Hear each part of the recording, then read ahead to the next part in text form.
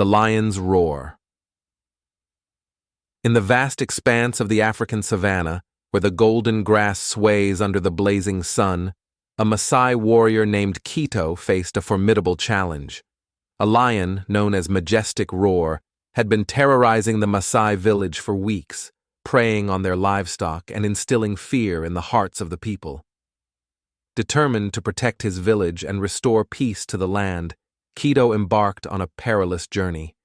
With his spear in hand and bravery in his heart, he ventured into the wilderness, guided only by the distant roar of the lion.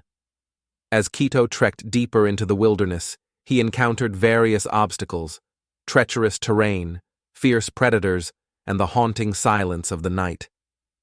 Yet he pressed on, fueled by the urgency of his mission and the courage of his ancestors who had faced similar trials before him.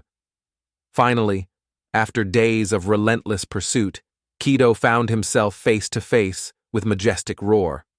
The lion, with its mane shimmering in the sunlight, exuded a sense of power and majesty that sent shivers down Kito's spine. But he stood his ground, undeterred by fear. With a primal roar, the lion charged towards Kito, its golden eyes ablaze with fury. In a swift motion, Kito raised his spear and with unwavering precision aimed for the lion's heart.